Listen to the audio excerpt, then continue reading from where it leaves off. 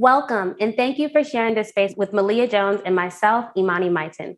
I currently spend most of my time working with children and enjoy creating systems that bring people together. Before summer 2021, I never saw myself as a developer in the tech industry. I was working in hospitality and enjoyed being outside more than almost anything else. A strong ally here in St. Louis, Missouri, and being willing to learn new things is how I was led to unschooling no-code tools. And hello, my name is Malia again. I help people unlock their potential by forming agreements that empower them to make impactful decisions, as well as investments towards their dream life.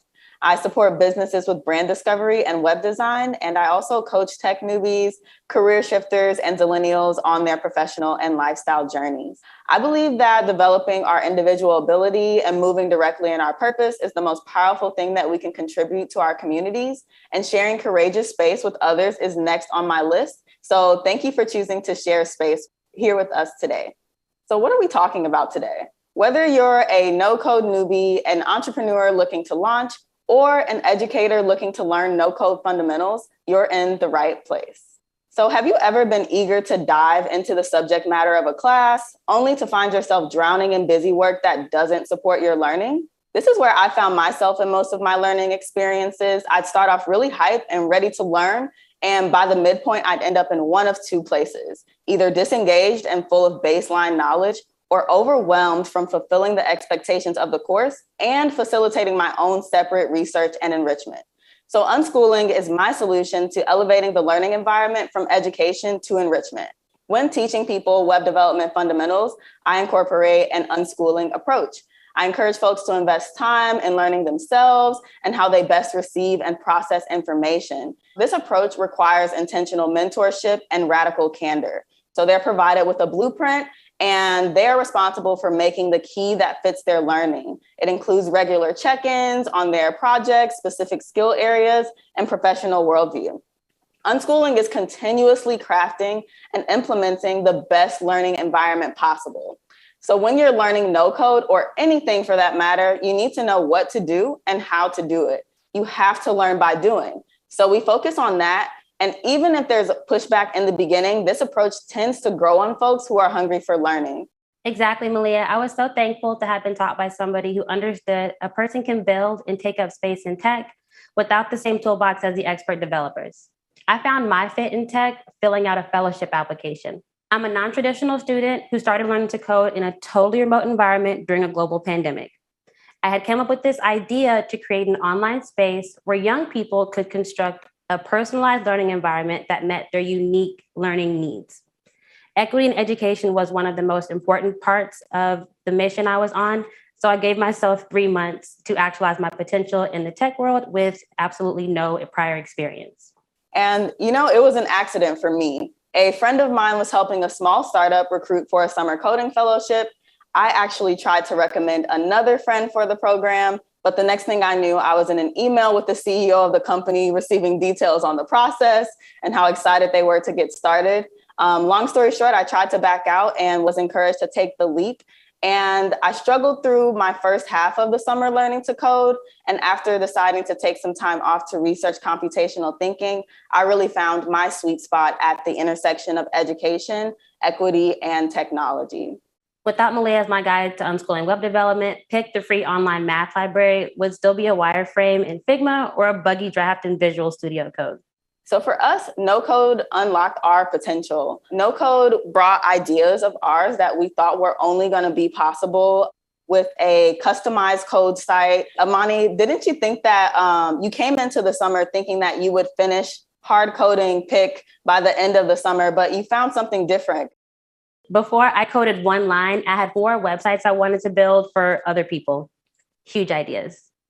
Majority of the websites were impossible to build, sometimes because of the website builder the individual was using, or equally because of the access that I did or didn't have to tools that some of the community members and potential clients were wanted to use. So boom, I immersed myself in 2 tech-focused learning experiences. One that was preparing me to build online spaces, and another that was allowing me to launch a prototype. But even with all of the support and the new things I was learning, it was impossible to honor all the commitments and produce the prototype with the original plan that I had. Thank you so much for sharing that. We're excited to get down into more about your learning. Could you share more about what happened when you got into this world this past summer? Yeah, so I was coding on what would be a traditional 9 to 5 business schedule, but coding those 6 to 7 hours a day is not what produced my websites. I learned to ask the right questions. Studying how I learned was how I found space for success in my remote learning environment. Malia told me very early on that if it takes you more than 5 to 10 minutes, move on. I'm very thankful I moved on to Webflow. Since moving on to Webflow, I've created all of the websites that I imagined before starting my fellowships and more. It's not cheating to use a tool.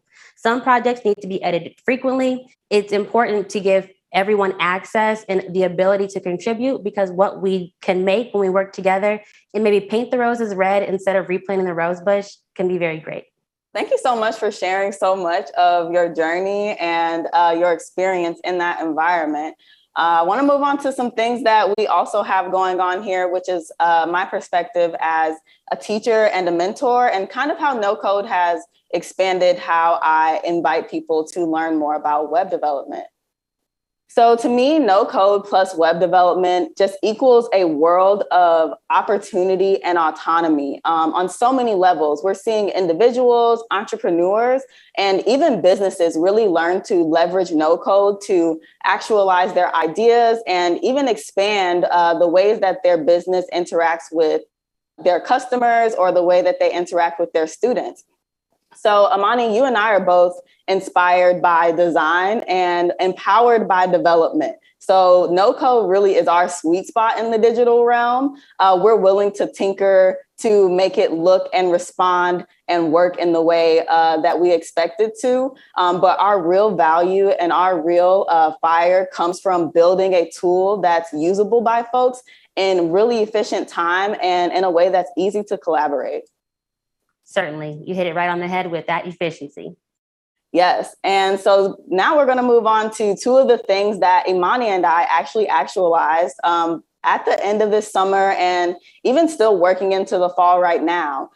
So we have some great examples of what to do with no code tools with people like Tara Reid and John D. Sanders, as well as all of Webflow University's videos. There are so many examples and invitations to really get into the no-code world and just start building. So that's exactly what we did.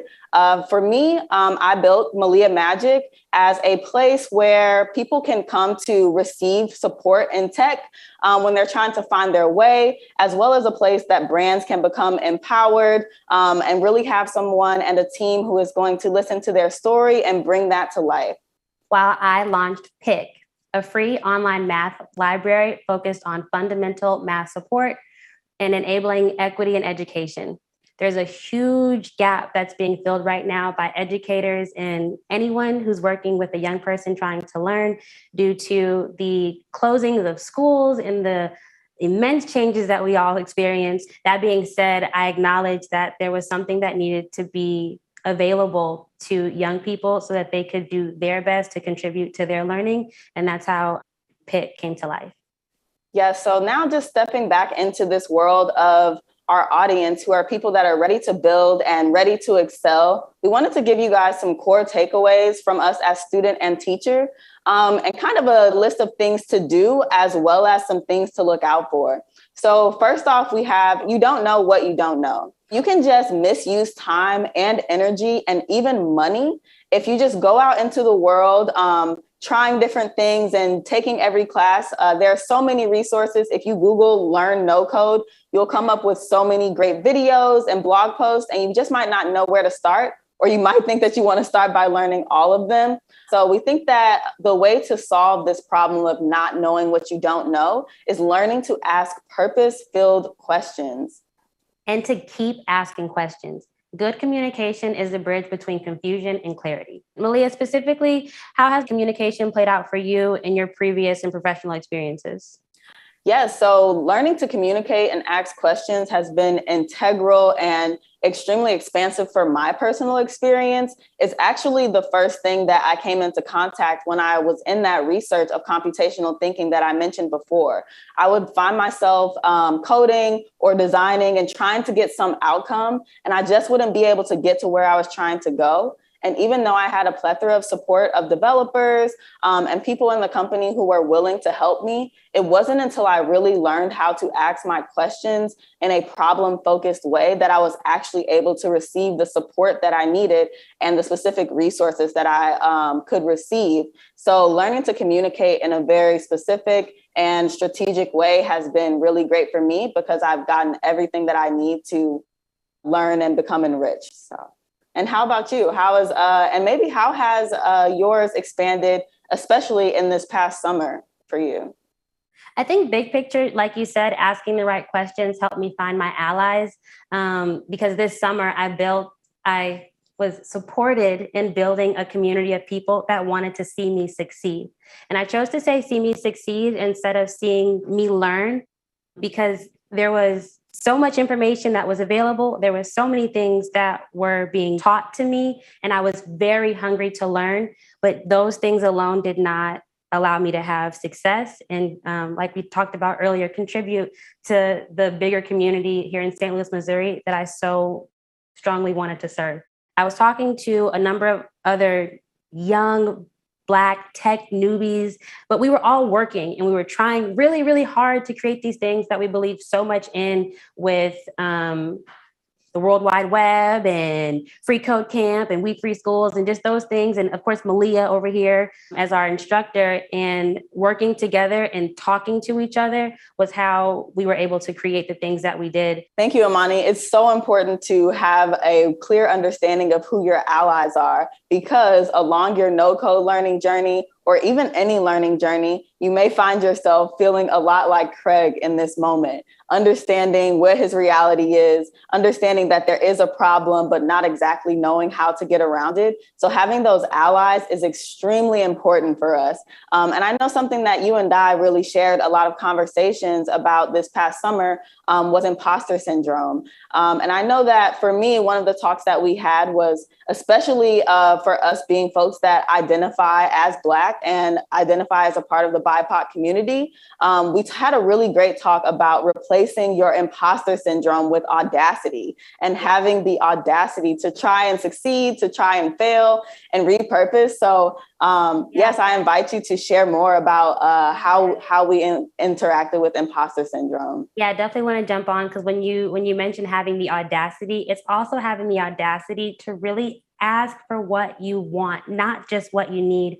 I think in a lot of spaces, I'm willing to accept or make do, like really make do and try my best with everything that I have, because that has been what I have access to. So in this space where the limits are not necessarily as strong and consistent as things I've experienced in other spaces, I had to have that audacity to, like I said, not have those limits, have the audacity to try, have the audacity to ask questions, have the audacity to take up space. This can be very time-consuming work. So I'm over here talking to a CEO of a company who's certainly willing to give me all the information and answer what I might think be stupid questions. But if I did not even try, I wouldn't be here.